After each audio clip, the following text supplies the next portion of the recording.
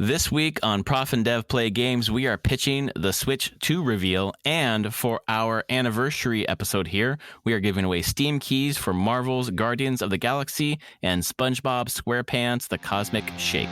Stay tuned.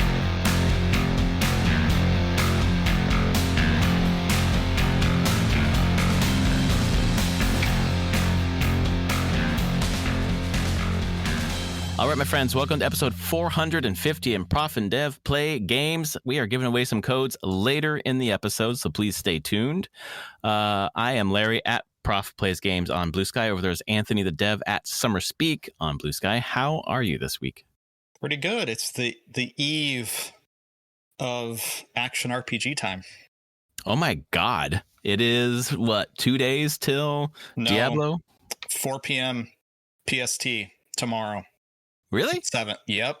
What? I thought it was the 8th. Shit. It is the 8th, but the 8th Unless you're GMT. Oh, got it. Midnight GMT on the 8th, which is 4 p.m. for us tomorrow. Okay. So I have my last meeting of the day ends at 4, and I blocked off the rest of my day. I was like, no, you can't. No one can talk to me after 4. Like, even your family blocked it off for the family, for work. It is me playing Diablo. Yeah, no, my kids' screen time will start around then, so they'll be fine. My wife will be working still, so yeah, very cool. I'm going into basically Act 3 of Diablo 2 immediately. It's going to be amazing. So you're rolling in with your current character then? No, I'm going to play Spiritborn. I'm going to start okay. up. Cool. I learned how it all works. Basically, whenever you start, you can basically start. If you've beaten the base campaign, you can just start a new character and say, I just want to do the expansion. Cool. And then it gives you a level scales to your level 1. Everything scales. Like everything in the base game also scales to your level properly to a point. So I'll just start as level 1 in the campaign. Level 1 in Act 3. In Act in or whatever, Act 7 or whatever. Yeah, in the expansion, and you can just roll through that, and everything I've read says you get to around level 50 by the end of it. So you just have to get 10 more levels to get to level 60. I guess that makes sense. Max level is 60 now instead of 100, but once you hit 60, you don't gain levels anymore. You just gain Paragon points. Yeah, it's a lot like Diablo 3 now. Right, it feels like that. It's honestly everything I've done research on now. I'm like, oh, they really just took the parts of Diablo 3 that worked and were like, screw it. We are going to be in line with Diablo 3 in some ways, especially mechanically, which I'm like, that's fine. That's okay. So, well, it's got, I'm almost through Act 3 right now. It's got a way better story than Diablo 3 had. So, some of the good gameplay of Diablo 3 plus good story of Diablo 4 and some other ideas from Diablo 4. Great. Sounds good. I do think Diablo 4 has some of the best story in Diablo, especially presented in the game. Diablo 2 has really neat world lore and story when you're not playing, but the actual story while you're playing is not a whole lot. Exactly. You're chasing someone, you're moving from zone to zone. That's basically it. But really built the world. But 4 feels like, no, I'm participating in a story. Yes. It feels like participating. It feels chunkier. It feels like there's stuff that's happening with you, without you. I really like having, I think his name's Lorath, right?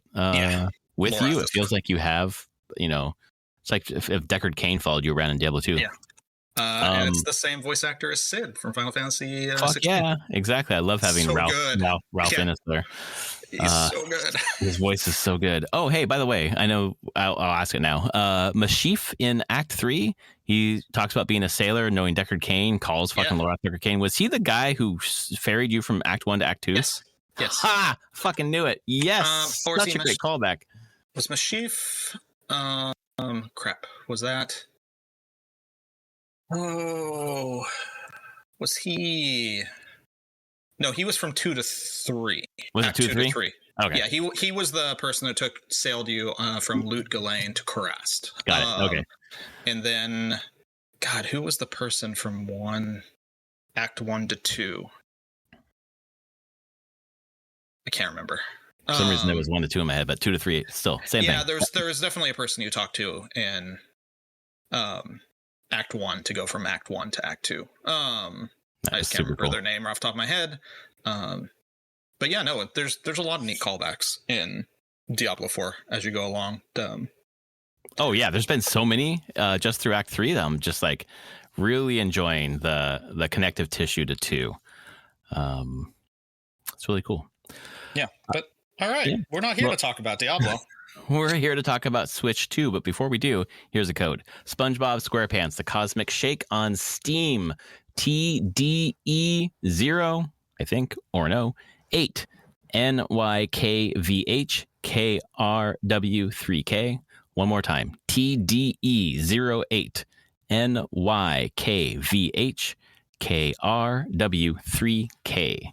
Thanks for listening to us. Thanks for being here for 450 and enjoy that while we pretend we know what's happening with the Switch 2. This shit's happening this month, right? They're going to follow the Switch 1 playbook, right? There's going to be some sort of event. I think so. Yeah. I think it will be this month, next month, like, or early next month. But yeah, the plan is I would expect like announcement finally happening, let's say in the next like 6 weeks, and then for a release in the spring.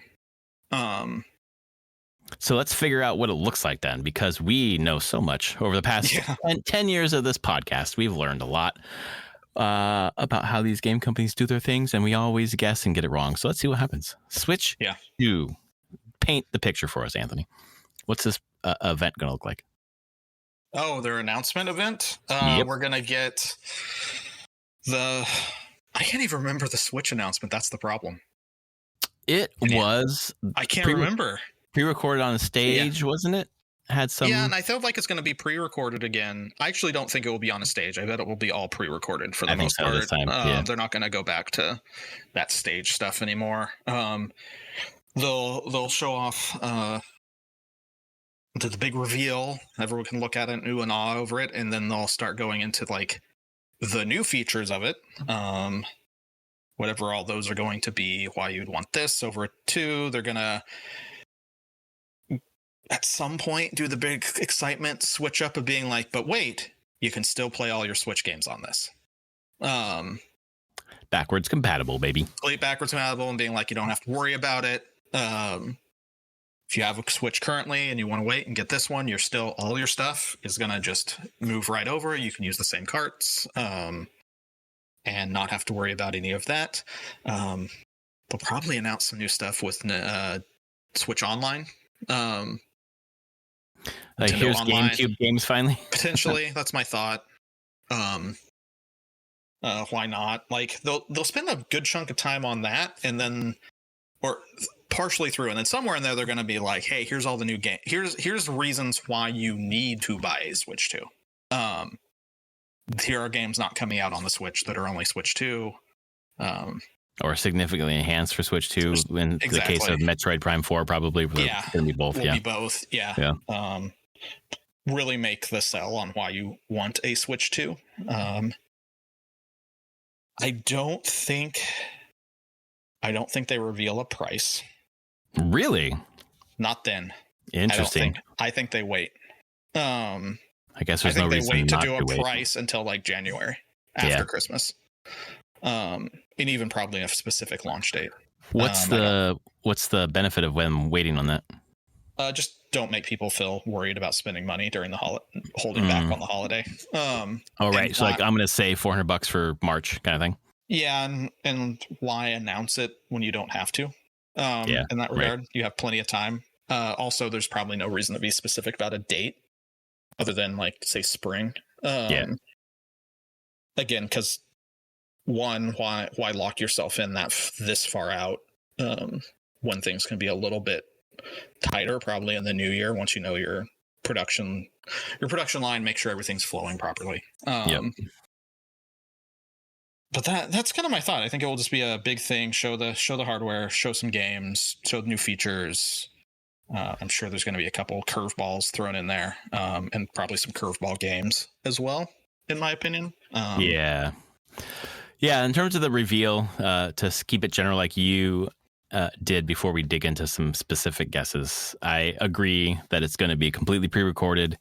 in that they're not going to have some live people on the stage. They're going to have, zoomed in up close with the backdrop like they've normally had. I think they're going to keep the snapping thing because it's going to be called Switch 2. This will be the first time, as far as I can remember, that they've got a console that just is name plus 2. Theoretically. Nintendo might change that. I don't know. I'm guessing that they're going to keep Switch 2. I think they're just like, we want to keep the momentum going, want to keep that thing going. I think it's going to be. Go ahead. So they snap twice then. Oh my God. That's great. Dude, you know what? You're onto something. They would. Absolutely would. Yes, that's totally going to happen. I would bet fucking money on it. They're going to snap twice. What? And then give the name. Oh man, Switch 2, baby. So I think they're going to start with what differentiates it from the Switch. Absolutely. Talk about those key features, which we'll dig into in a little bit. And then they're going to say it's backwards compatible. Bring your Switch stuff with you forward, even the controllers. I know that there's been some scuttlebutt about a different kind of like a magnetic connection, which may be the case. If that is the case, either there's going to have some sort of adapter so you can hook up the old Joy-Con to that, or simply you can just use them as Bluetooth controllers, even if they don't connect to the actual handheld. It's still going to be handheld. I firmly believe they're not going to get rid of that. They found something that works. So they're going to do that. I think the dock is not going to be very different from what it is now, which is the thing to connect it to the TV. That's it. No horsepower, no power upgrade. Just the thing to connect it to the TV. If it's not broken, don't fix it, which means they won't have any themes either. It'll just be black and white like the thing that is now. Digging into some of the... sorry. I'm going to keep going before I do that. I agree with you too. They're going to show a couple of games from the previous gen that look better on the Switch 2. And then they're going to show what that upgrade path might be without being very specific, just like, you can access this on the Switch 2. And then they'll show the games on the Switch 2 that you haven't seen yet. We'll do the thing that the Sony did not do for the PS5 Pro, which is here are the games that you're going to want to play. And we'll dig into what we think those games will be in a bit. But it's like, get you just drooling. I need to play that next game. I need to play that next piece in the franchise that I love.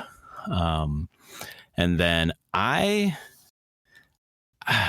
was thinking that they would announce something specific in terms of release date or price, but I think you're right. They don't have to. They don't have to lock themselves in. They can see what goes on in the next 5-6 months and really lock in that price. But I think more so, Nintendo's just a master at keeping the news cycle. So they'll hold stuff back that they don't need to say, and then just own that news cycle again next month and next month. Every month there'll be some big thing moving into the Switch 2. Yeah, especially I think that's the main thing, is that they might do this now, be pretty quiet during like the holidays, just like really promote the current Switch and the current lineup of games, and then they hit in January, and then January, February, March, like you will have an unrelenting, very well-timed marketing campaign. Do you think they do anything to stave off scalpers like they're doing for the PS5 Pro only in Japan, which is you have to have had logged gameplay into the PSN network PlayStation Network between 2014 and now? I had not heard that. That's incredible. Oh, you didn't hear that? Yeah, just for Japan between January 2014 and now, and like July 2024, something like that. You had to have logged 30 hours of game time between PS4 and PS5. So it's very low bar, but it stops people who are not gamers who have never played PlayStation to buy something just to scalp it. Why they didn't fucking do that? Was that through PlayStation? Yes. Like Sony directly? Correct. Okay. Well, and here, that's all that they've sold the stuff through so far here, like the anniversary disc. I don't think Nintendo typically sells in all the... Yeah, they're not doing it through their thing. Yeah, I mean, can you buy a Switch directly from Nintendo? I mean, I've not purchased... Say it again? That's not refurbed? I was about to say refurbished. So, no, I don't... Yeah, they do the refurbished stuff, and I'm just like, can you And accessories. They have accessories, too, but not the Switch, maybe? I'm looking at shop systems. Can I buy... no, I can buy one directly from Nintendo right now. I would love to see Nintendo do that. Like, you have to have played on our, in our network. You get first crack. Yeah. I don't know if they'll do that, but I think that could help them stave off the scalper thing a little bit. Yes. Because I'm just, PS5 Pro, whatever. I don't care. But boy, am I desperate to get a Switch too. Yeah, this is gonna be a process, I'm sure. I did not fight for an original Switch. I got one later. So. Oh, you didn't get one at launch? I forgot about that. No, I got it of course you didn't, because you played my Wii U. Yeah. Yeah, I just waited. Right. It was like 6 months later. Yeah, when I got one. Which was very easy to get at that point. Yeah, and history will probably repeat itself there. To have something launch in March where it wasn't a huge holiday rush, I got mine on Amazon and it came launch day. It just came at at 10 p.m. at night. I remember that. Yeah, dude. I have pictures and I was like, come on. They're not going to find my door. It's so dark outside. But they did, and I played a little bit of Breath of the Wild that night and then fell asleep. Nice. But boy, was I stoked. Okay, digging into what we think the Switch 2 is going to have, and then we'll do the games later. Okay. In terms of what the Switch 2 is going to have, it's just going to be more powerful. Obviously, It's going to be able to run shit like Echoes of Wisdom without chugging down to 30 frames a second. I do buy that the Joy-Con is going to attach in a different way. I just don't know what that is. The magnet sounds intriguing, but I think there will be some different connection which will make the old Joy-Con not work, so they can sell you new Joy-Cons that maybe don't drift. Maybe they'll have some Hall effect sticks or something. Sure. Yeah, I'm trying to think of other. They'll have that. Screen's going to be a little bit bigger. I buy that. All those rumors going around. Yeah, 8-inch, which is 1 inch bigger than the OLED. Yeah, bigger screen. I think just generally better hardware. A lot that you saw with the Switch OLED as well, like better kickstand in the back. Yeah, just like your simple things like that. I don't think better battery. Yeah, better battery. I think that's the thing with it. I don't think it's going to be radically different. I think it's just going to be a very nice version of the Switch we had that has better hardware that can do some kind of upscaling, probably some form of DLSS baked into it. Yep. I completely buy that. But it's going to be a custom chip of some, like, everyone's talking about a Tegra, a newer Tegra version, or a custom Tegra chip. So it still stays very similar to the current Switch, so that makes backwards compatible much easier, but also have like tech from the RTX line of NVIDIA GPUs. So it's going to be a weird one. I'm surprised how well that chip in the original Switch is held up. Like the new stuff that's coming out from Nintendo for the most part is, for Nintendo first party, at least, for the most part, is still doing pretty well. And that's a fucking old chip. It was old when it came out. It is a really fucking chip. But I actually don't think there's going to be like huge crazy form factor changes. No, I don't think it's going to do a dual screen thing. I don't think that's actually going to happen. I keep thinking about that one, and that's the one wild card for me. Like, I'm trying to figure out how you would make that work. I don't see how you would easily make that work unless it's, a screen on both sides that has a hinge, and I just see that being a problem from a manufacturing perspective. But the only thing that sways me to think that maybe they'll figure it out is they are really into remastering old games, and they really have locked themselves out of remastering the 3DS titles. Unless they do something like what we just saw with Castlevania, where they put the two screens into one. It's true. That's possible. So I don't, leaving Link Between Worlds kind of out of a remaster, and a bunch of other shit they had on the DS, the 3DS. I don't know. That's a lot of games that you could remaster and make money off of if you could figure out the dual screen thing. You're not wrong. But I don't know how. I don't know if they would do it. Yeah. So, I don't. New dock? We'll use the same dock? I think it'll be a new dock, because I think it'll be a different size. Different width. Yeah, exactly. The thickness. Which means a little heavier, I think, with this new one. Yeah. It's going to hurt my heart, but it's going to be an LCD screen and not an OLED. I believe that. I bet. Well, yeah, because they can sell you the OLED later. Yeah. Yeah. They know that I'll buy it again. God damn it. Again, this is Nintendo. They want to make money on this console, so I feel like they won't use OLED at all right now. They want to squeeze out as much as possible, and still stay profitable on a per console basis. So, give it a couple of years, 2 to 3, and then you'll probably see an OLED version. They'll follow the same playbook. You'll see the OLED, you'll see the light, they'll do the same thing. I mean, why? It's not broke. Don't fix it. Yeah, pretty much. Before we move into the games, if you were to guess a price point, where would you land? $400. Yeah, that's where I'm at too. Exactly. I think it's going to be $399 with a bullet. Yep. I don't think they'll go higher than that. If anything, it's a very low chance this actually happens. It's Nintendo, and they could theoretically go lower, just because they want to have more market penetration.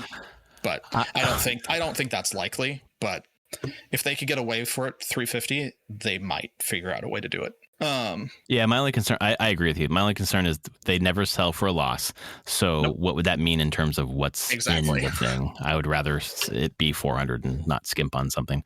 Give it, more RAM. I think the rumor is it's 12 instead of 4 gigs, et cetera, et cetera. So why don't we move into games? Let's say 3. What 3 games do you think are going to be launch window or launch day? We will see the next 3D Mario game. Hell yeah. It's been 6 years. It makes total sense. I don't know if it will be Odyssey 2. They don't... I'm trying to think of when they've done straight sequels. Galaxy had Galaxy 2. Right. I mean, Mario Bros. 1, 2, 3. Yeah, but like once they went to 3D, you had 64, then you had Sunshine, then Galaxy 1 and 2. Then they didn't do one on the Wii U, like they didn't do a 3D one. They didn't do a 3D. They did a 2D 3D one. Super Mario 3D World, which is cheating in terms of being 3D. It is 3D, but it's Then it was Odyssey. So they don't tend to generally stick with the same subtitle after the end. So I bet it's going to be some other name. Because it's a new console. I bet if they had put out another 3D Mario on the Switch, it would Odyssey 2. Yeah. But they'll want to differentiate it there. So, but I think that's the big, that has to be like the thing that they're selling it with. I bet you can buy bundles with it. Whole thing. So that's one for me. Other easy one for me is Metroid Prime 4 will be out for it launch day. I think it's been long enough. They need it to be a launch day title. And from what we saw last time, I feel like it will be. A lot like how Breath of the Wild was mixed between the gens. You can get it. I wonder how they'll do that. I have no clue how Nintendo's going to do cross-gen stuff. If they're going to sell the Space Switch one and it just runs better on the Switch 2, or if there'll be 2 different SKUs. Well, I think the Metroid Prime 4 is the best, the easiest case for here. Here's what it looks like on previous gen. Here's what it looks like on the new gen. We're doing this game on both, and you can clearly see the differences. Load times, et cetera, et cetera. I also think that I agree with you on both your choices. I think Metroid Prime 4 alongside the new 3D Mario is perfect because they serve different audiences, even though we're buying both. But also it shows the hardware in 2 different ways. This first person, third person shooter-ish kind of thing. And, obviously the 3D Mario. And for a third one, I went, I have more than, well, actually I really only have 3. 3.5 with Nintendo's own things, and I went kind of back and forth on what a 3 would be. I think it's Mario Kart. Ooh, goddamn, that's a system seller right there. Because all that Switch has gotten is the Wii U Mario Kart. That's right. Nicer, but with more tracks. More tracks, like I say, made nicer, new tracks, new content. That's great. Mm-hmm. But it's the Mario Kart from Wii U era. Yeah. It's time for a new one there. I was going back and forth if they would another Smash yet, and I don't think so. No, I don't know what he's out, and I just don't know what that. I don't think he's out. He's actually brand. He's wrapping up his YouTube channel right now, so I think he's getting back onto something. Which is not launch window, I think. No. So it wasn't going to be that. And I don't think we're getting a new, like, straight up new Zelda. And this is where the 0.5 came in of being like, we could finally get the HD. Oh, baby. Come on. Yes. Just because it's low hanging fruit to just put out in the launch window. Well, and they're like, and they can finally explain why they waited. We waited, folks, because we made them 4K. Like, beautiful. Yeah, beautiful. Exactly. But either way, my wild card third one is Mario Kart. And we're finally going to get Mario Kart 9? Is it that Mario Kart point? 9, yeah. I have a twist for you, though, on this one. I think that they do. I think what the next Mario Kart's going to be, thinking about how do you make it different than the other ones, I think it's going to be Nintendo Kart. I think you're going to go all in on bringing everyone from the other franchises, which would be Smash Brothers it up. Exactly. And I think that's really going to be really good if they do that. Yeah. Just the next iteration makes sense. And I toyed with it a little bit, bringing Link and bringing in F-Zero Course itself. Yeah. So Big Blue, I think it was called. Right, they did dabble. Yep. And then Animal Crossing got in there too. I agree with you on top two. I think we're going to have Mario, and I think we're going to have Metroid Prime 4. I think those are locks. I even think those are locks for launch day. Although I think they're launch days. Yeah. And then launch window, I think this is so unlikely, but I think we're gonna get a remake of Fire Emblem. We're gonna get was it Genealogy War, Holy War, the Genealogy or Holy Genealogy, what the fuck it's called? I can't remember. It's a Super Nintendo game that they're remaking. And actually, that's not like a system seller. That's not like a I don't know. It seems like a terrible idea for a launch window, but also there are lots of Fire Emblem fans. So yeah, I can see that launch window, which I'm defining as like for 6 months kind of thing. So definitely. That's a good one. Those are my three: Mario, Metroid, and Fire Emblem. You mentioned one other game there that made me think about it. Will they do an Animal Crossing? I have thought about that, and I think Animal Crossing benefits from having a pretty big install base. So I think that might be like a year 2 kind of thing, as opposed to a launch. Although the time between Animal Crossings up until New Horizons had been 4 years. Oh, well, this is perfectly timed then. Every 4 years there was an Animal Crossing. Oh man, till New Leaf as like the main ones, and there were some like spin-off small ones. Between New Leaf and New Horizon was 8 years between those. That'll be really interesting if Nintendo just goes Mario Kart, and Animal Crossing. Those are like nukes. Those are nukes. Those like fuck everybody. Like you will not be able to get a Switch. Yeah. Which maybe is good for Nintendo. So. And don't they have? They don't have it. Isn't the Pokemon Arceus sequel? The modern day kind of more Arceus inspired. Is that Zaw? That's not Zaw, is it? No, because it's not Legends. I haven't heard them announce another Legends. They announced the Pokemon ZA. It's called Pokemon Legends Zaw. Is it Legends? Oh fuck! I completely blacked that out of my memory. Oh yeah, okay. And I mean, I feel like that's a game they're waiting for a Switch. Oh yeah. That could be a good launch window title then.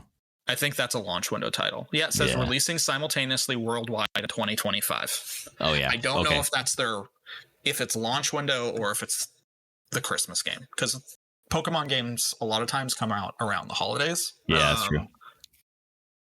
So they might just be holding that one. It depends on how wide we're considering launch window here. If end of the year is launch window, then for sure. This is definitely one of them. I always think of launch window as 6 months. So if this thing comes out in April, you're getting into the holidays. So that's the big Pokemon release, and so they're going to get. That's the other great call to get people to systems. That'd be just a killer first fucking year. Like these 4 games, you can't play on the original Switch. You want them? Get the goddamn Switch. You can't play them anywhere else. Why do you buy Nintendo hardware? Because you play these games. Boy. And then a couple years in, then that's when you get a new Zelda. Yeah, exactly. I mean, having Tears of the Kingdom and Echoes of Wisdom boom, boom. And who knows what the next one's going to be in general. Like, that's why they're going to hold us over. That's why they've held Wind Waker and Twilight Princess, because we didn't know Echoes of Wisdom was coming. So there's no reason to put the old ones out. Wait till you have a dry spell. Kind of like they did with Skyward Sword a couple years ago. Yep. I'll buy it, Nintendo. Nintendo, like, doing this exercise, looking through it, I'm just like, man, there is so much. Here's the thing. If they don't do Mario Kart, would they do a new F-Zero? Smaller, more scale, but a racer still. They just released a couple of on Nintendo Switch Online. One from Japan. I think it was a Japan only one, maybe. And then another one. So testing the waters, and also F-Zero 99, which did pretty well. So, I mean, with new hardware, that's a stunner. That would be a stunner to show off the new hardware too. And that gives them more time if they're not ready for a Mario Kart thing, since it is still backwards compatible, and there's so much content had just come out. Like, when did the last tracks come out for that? God, 8 months ago. Yeah. I want to say at the end of 2023 is when it was. So they might just wait. They could wait on that. Man, Nintendo has really done such a good job this generation. Holy cow. They absolutely, I mean, they really, compared to the Wii U generation where it was just like a fucking drought, like really they've well timed their stuff. And then to have this, if this is the swan song, this year's the swan song, it might be one of the best years, if not the best year for the Switch. I mean, 2017 was killer, but goddamn, Echoes of Wisdom, Brothership coming out. Apparently by all previews, the Mario Party that's coming out is the Mario Party of this generation. Finally. Exactly. Finally. Took them a little bit of time to get that one right. We had Princess Peach Showtime, which wasn't a huge game, but was well received. And then there was Thousand Year Door. Yep. Mario RPG came out in the last year. Was that end of last year? It was last November, I believe. Might even have been October. No, when was that? I was in Japan. They had ads for the thing. That was Super Mario RPG. No, you're at Thousand Year Door, I thought. That's what I mean. Sorry. Oh, Thousand Year Door was this year. Yeah. Yeah, that's what I call it. Super Mario RPG. Because that's what I saw the ads for. Japan, yeah. Yeah, no, Thousand Year Door was this year for sure. Super Mario RPG was last year. Yeah. I want to see, I don't know if this is ever going to happen, but I want to see a Toad Treasure Tracker 2. My daughter and I played the shit out of the game over and over and over. It was the original Kena Bridge of Spirits and Stray, which we keep playing over and over again. Nintendo has so much in their back catalog. It's insane. Oh God. I mean, it's the fucking Disney of video games. Like this, I'm hooked for life. Like maybe I'll buy a PS6, but I will always buy the new Nintendo. Jesus. Yeah.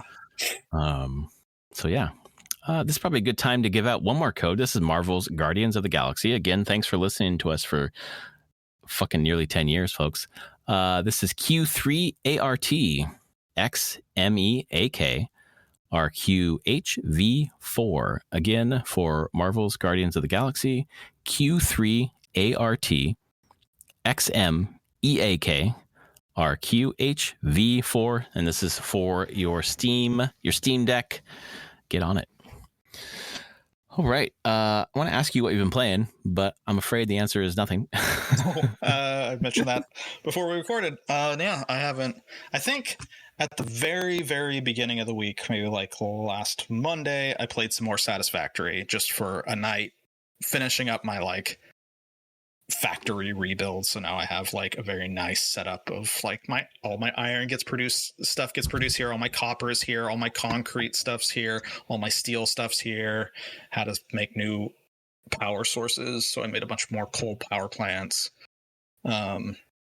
Can't wait till I can not use polluting stuff to power my factories, which you can do. You eventually get there where you can use natural sources of power, which is great. Very cool.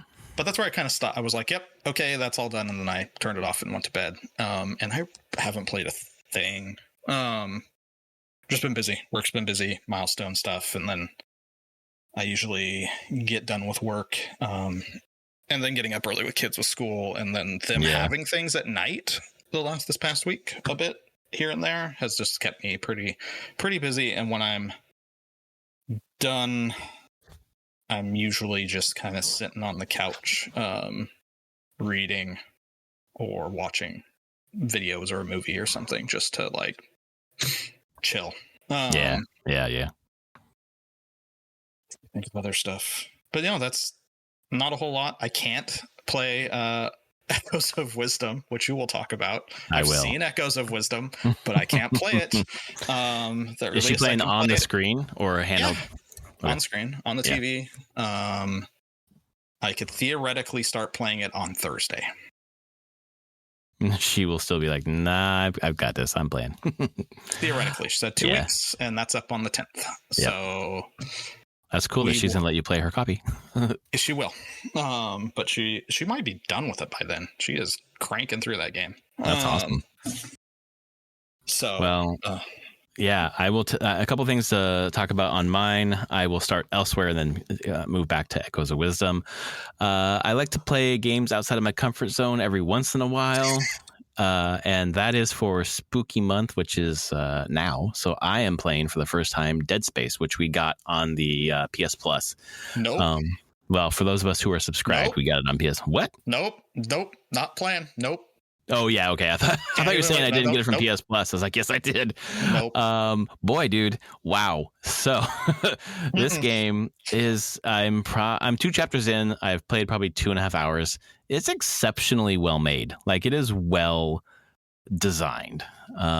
It's got some jump scares. The monster design's creepy.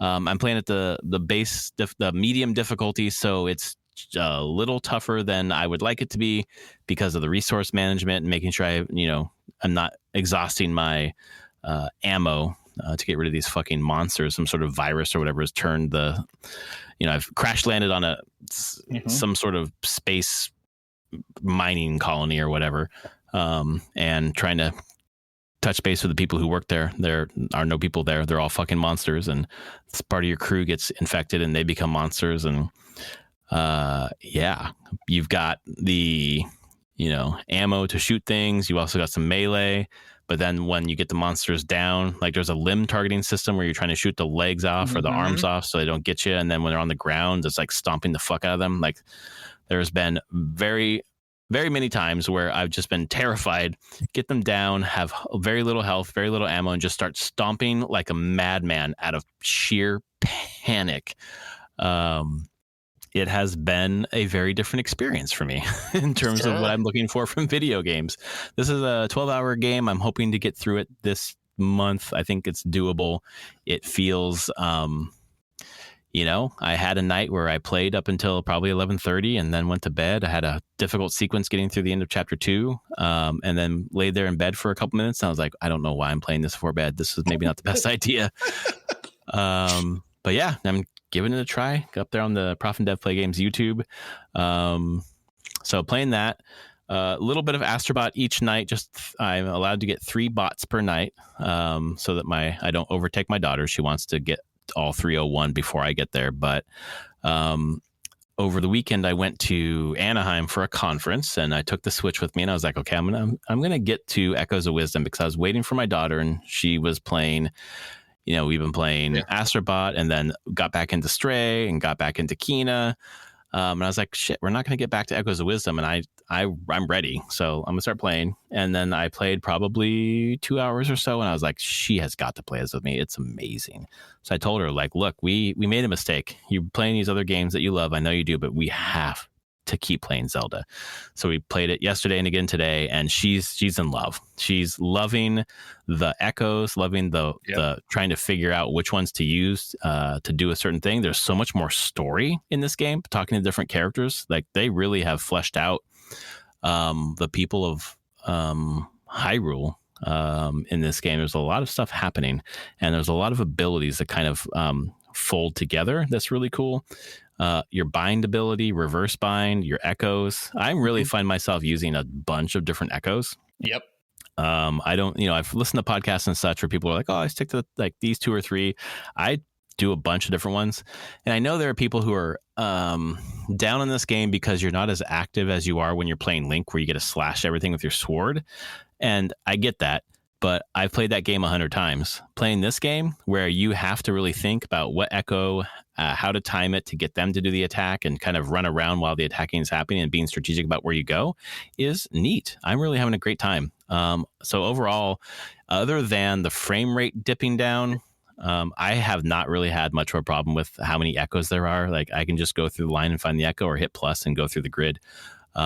It's and you can sort it too. Like you can say like, hey, I sort it. It's by last used, by cost. I've watched my daughter, like she hits the button and like swaps the sorting and selects what she wants pretty quickly. Yeah,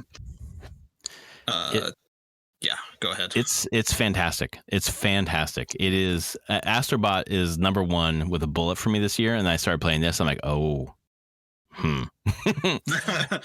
It's different. It's different. It's not your normal top downs. No. It blends the creativity of Tears of the Kingdom with top down Zelda, but then takes away the Link sword fighter thing, except for when you use that power, which you do every once in a while.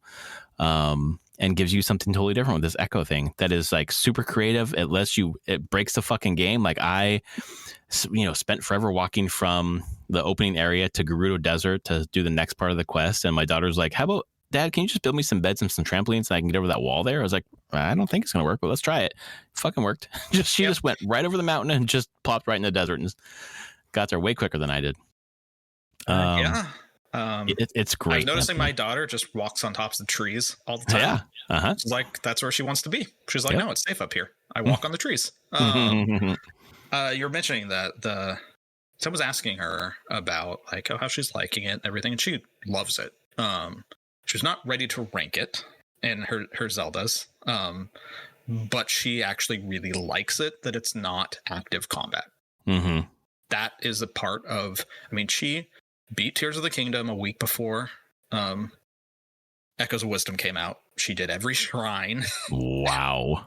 Every shrine in Tears of the Kingdom. That's amazing. And then she went to fight Ganon and she's like, that was easy. Like of course. But she still hated Lionels. She would run from Lionels all the time, never wants to fight them.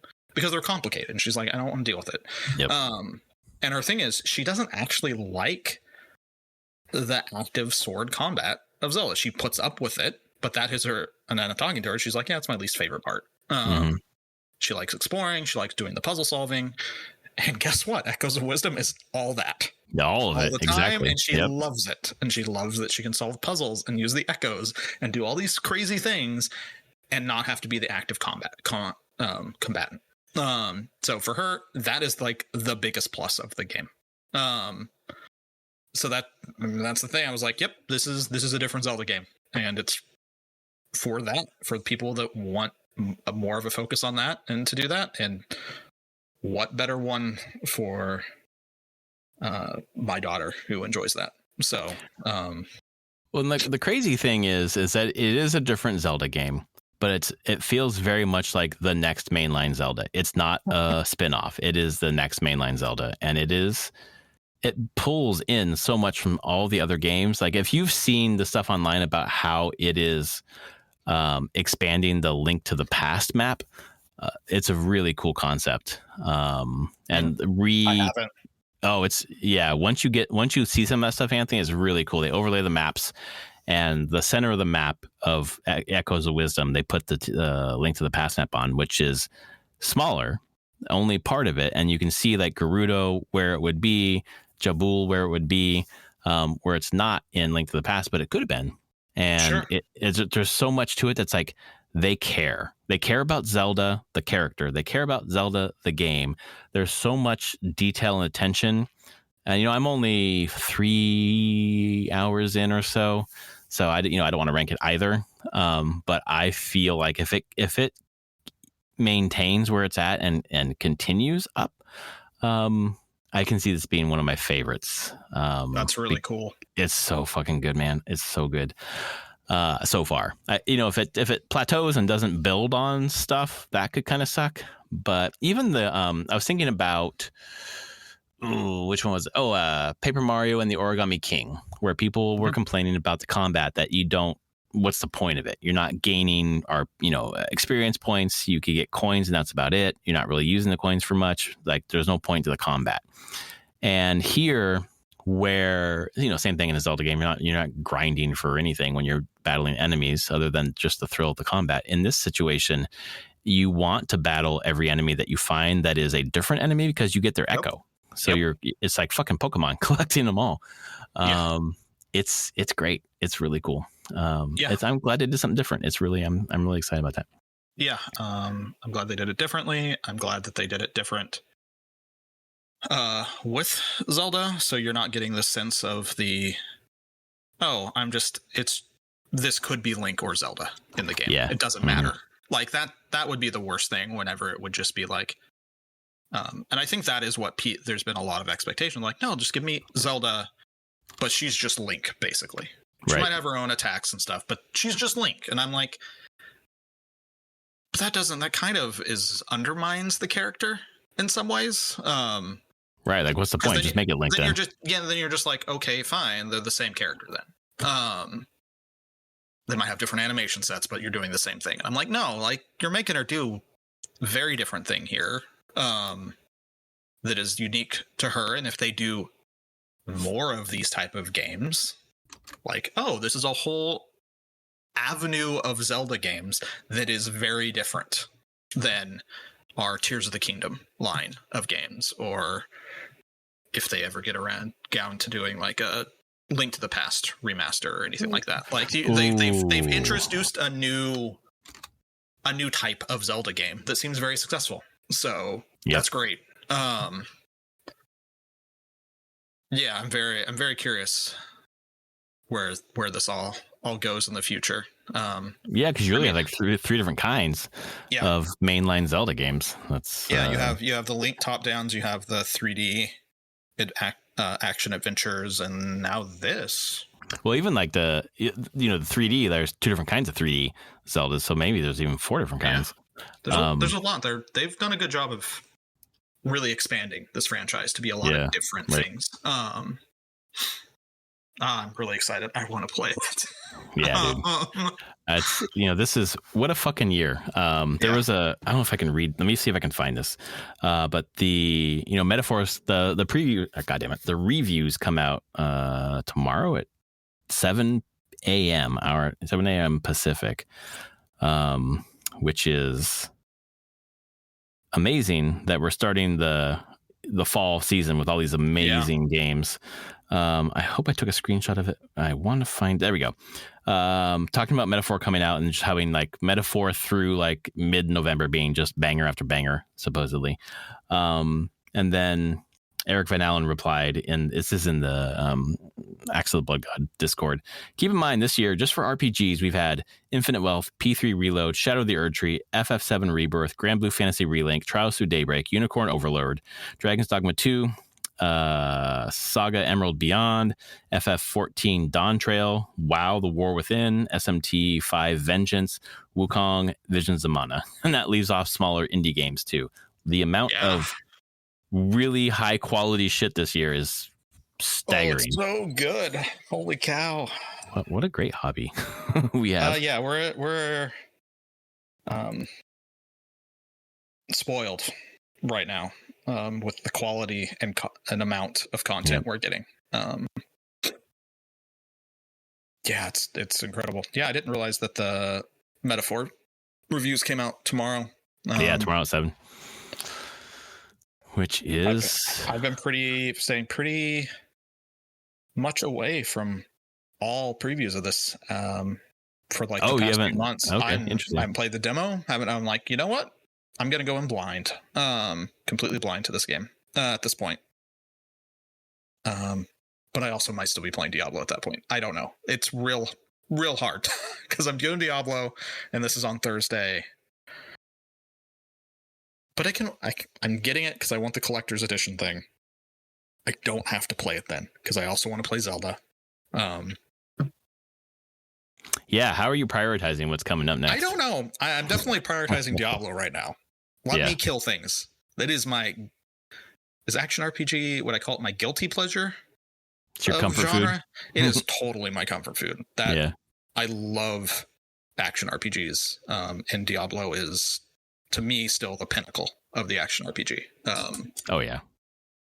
So It just feels better than all the others. I think the other ones have like really neat mechanics and deeper mechanics in a lot of ways, but they don't feel as good to play. Yeah.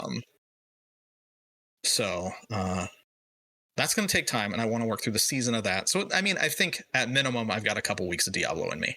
Sure. But I'll probably hold on Metaphor until I'm out. I bet I can do Diablo and then some Zelda at the same time. Those are two. I can piece Zelda along at a better pace, where I feel like if I'm going to do Metaphor, I just want to dive into Metaphor. And like, that's my thing. That's all I'm playing. Yeah, sure. Yep. And I don't think I can balance Diablo and Metaphor in that way. No, because they're both big. Yes. Yeah. Yeah. So next week I'll have a lot. I will have things to talk about. And in some ways, I think this week of not playing was in preparation for the fact of give myself a little bit of a break between like big games and just be ready for a little bit of an onslaught here. So much to play, so much good stuff. Yeah. And then, what the fuck? Oh, interesting. Okay, I just went through and redeemed what I was about to talk about, which is the Humble Bundle for this month, October. It's $12 for Remnant 2, Persona 5 Strikers, Jasant, Dome Keeper, and then a few other ones that I'm not familiar with. But just those four for fucking $12. Jesus Christ. Jasant is really great. Really great. I know Dome Keeper people really love. Persona 5 Strikers, another Muso in the style of Hyrule Warriors, and then Remnant 2, which is a Metroidvania with guns, maybe? Third person? I don't know. Anyway, so much to play, so much new stuff, so much old stuff. It's amazing. Yeah. And then hopefully this month we'll be hearing about the Switch 2 and be thinking about the future. So I think so. Yep. Very cool. Anything else for the good of the podcast? No, not right now. Awesome. Well, everyone, thanks so much for listening. Thanks for tuning in to episode 450. If you scooted to the end to find the codes, they are somewhere in the middle. You got to listen for them. So hopefully you enjoy those games. If you like us, like our podcast, etc., please rate us on your podcast service of choice. And we will see you next week. Later, everyone.